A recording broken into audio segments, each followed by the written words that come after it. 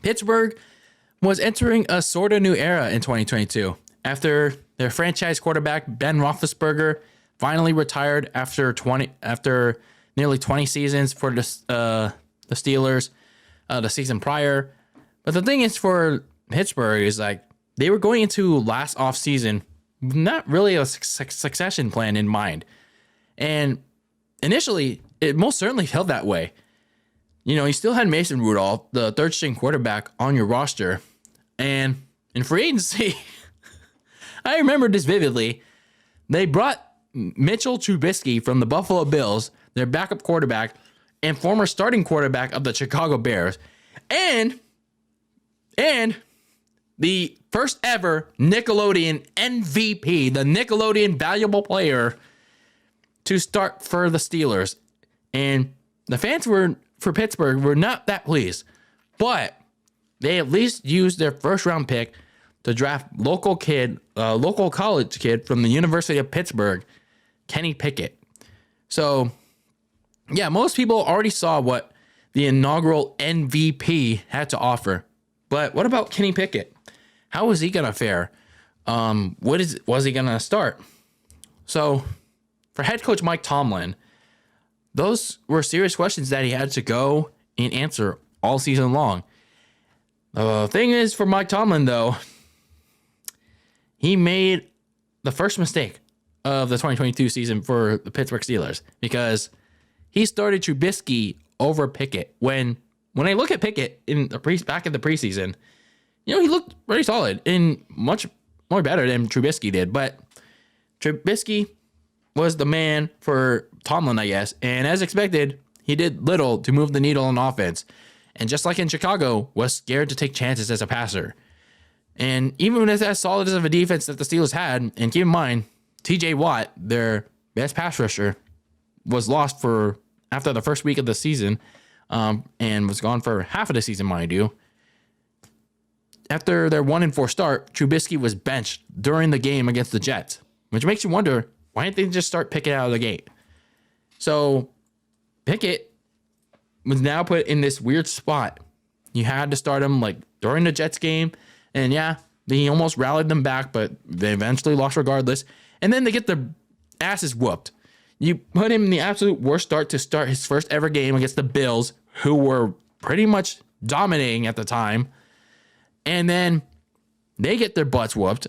And in the first half of the game against the Tampa Bay Buccaneers, he gets concussed. So it was not exactly a good position for Kenny Pickett to start, get some valuable experience, and really get his feet wet as a starter in the NFL. He couldn't really show off what he had to offer. And it didn't get any better for Pittsburgh. They entered the midway point at 3-7. But hey, at least for them, they managed to turn it around by winning their final 6 of 7 games. Pickett would play much more solid, at least stay a little bit more healthy. Yeah, he got concussed again in Week 14 against Baltimore. But the thing was, he showed some flashes. He showed some promise, especially considering the fact that he would be aided with the breakout of rookie receiver George Pickens. And it seemed like those two can be a pretty solid connection. And you got a little bit more production from running back Najee Harris.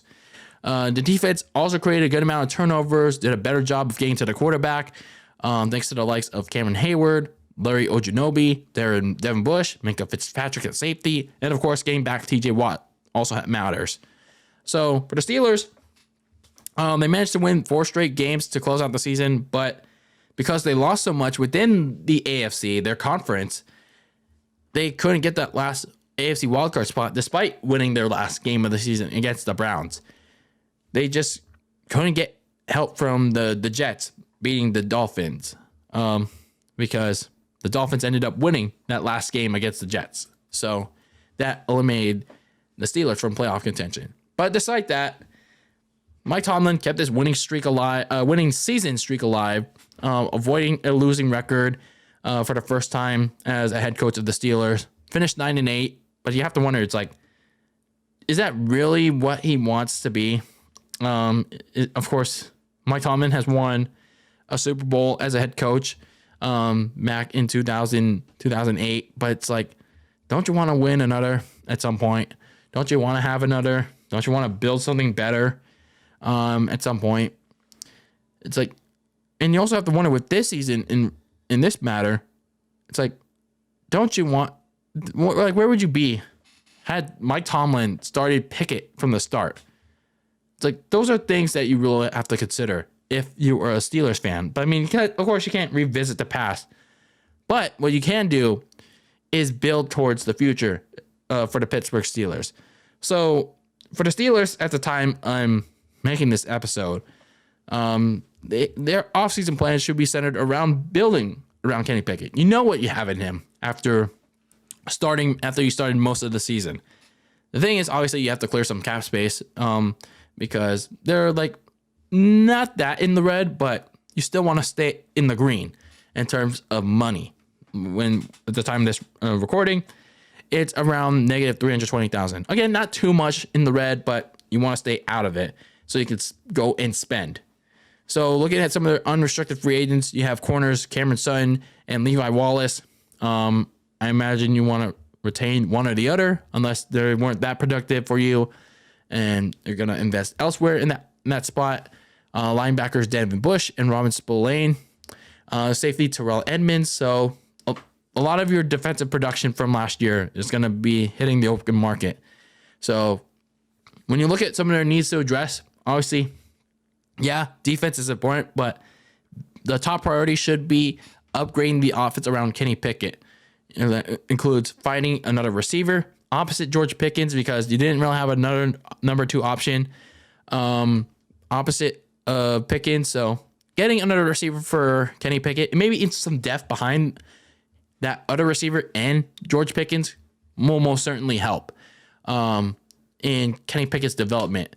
And getting a starting left tackle to upgrade that protection, because even when in the season prior with Ben Roethlisberger, that offensive line wasn't that great. And investing in the defensive line a little bit more, adding an edge rusher opposite TJ Watt, adding some interior defensive tackles. So getting to the passer is very important for that defense. And in the secondary, just either re-sign Cameron Sutton or upgrade at both starting corner spots because it wasn't that terrible, but they were not doing that great in terms of passing coverage. So overall, for the Steelers, they did pretty solid. But again, you have to wonder what would have been had Mike Tomlin started Pickett right out of the gate. I mean, it could have been worse. It could have been better.